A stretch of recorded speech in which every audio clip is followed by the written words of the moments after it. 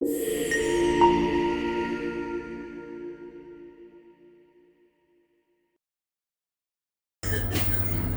everyone, welcome to my channel. Today we are doing a series and we are on our fourth video number 4 of profitability, how to make a profit in your business as you are running things. My name is Carol and we on this channel discuss tax, accounting matters. Please do like the broadcast, share it and subscribe. Be a part of our community. So we've already gone through 3 videos and I've discussed quite a few things.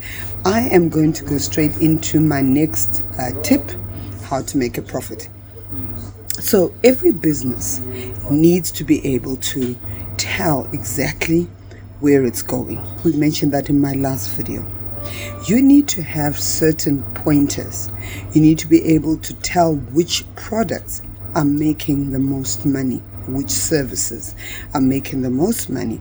So you need to do other reports. We talked about management accounts, but there's other reports. So you need a software that can tell you which products are profitable. Then you focus on those products. You push those products. You push those services because you know the more you have of those, the higher your profits. It doesn't mean you neglect the other ones. It just means you devote more energy to the products where you're making more money. If you have departments, likewise, you need to know which of your departments are making the most money. Then you devote more energy, more resources. You motivate those departments that are making more money. Also means that you might need to encourage the lower income departments and let them know. Sometimes staff don't actually know that their departments are not generating much. So it's important that you have these reports. It's important that you know how you're doing by product. Sales, you can do a sales by product, sales by department. You can do cost centers where if you're doing different projects linked to a specific area, you can tell how profitable each different cost center has been. So why is that important? It's important because then you can take corrective action when necessary. The one thing that I think a lot of people forget about is the fact that there's little things, we call it the little foxes that spoil the vine. So sometimes people neglect they don't remember that you have, say for instance, loans, overdrafts, as well as liabilities with SARS. Now, all of those can attract interest. We call that interest bearing financial liabilities. For instance, if you are buying a vehicle asset finance, there's interest there.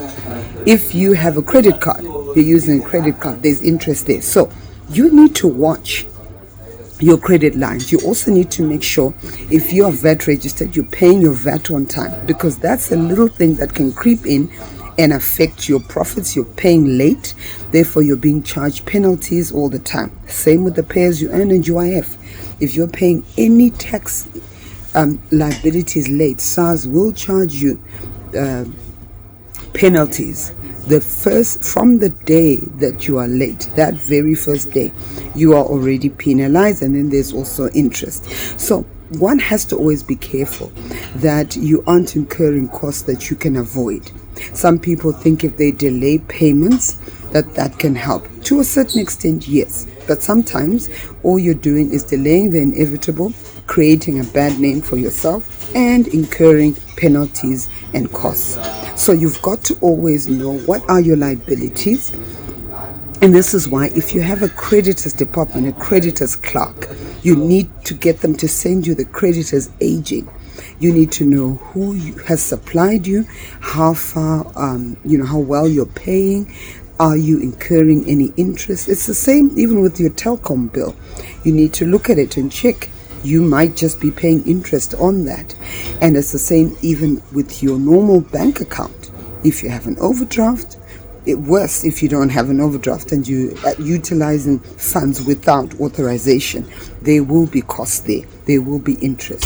So today I just wanted to make you aware of little things that we often do not realize are affecting the bottom line. And the last thing is, I find sometimes clients pay their staff at the last minute. Now they're under pressure because it's payday. They don't have time for the payment, the salary to clear. Therefore, they are having to make instant payments to all their staff. And of course, there's an extra charge for this. So it's the same even if you're doing, say, e-wallets. So it's best to plan in advance. Make all your payments on time so that there's enough time for them to clear. You don't have to do instant clearance. You don't have to pay extra charges unnecessarily. All of that adds up. And in the end, you're paying bank fees, you're paying interest, your financials are affected without you actually realizing it. And of course, I know I said this was the last one, just another one to round it all off.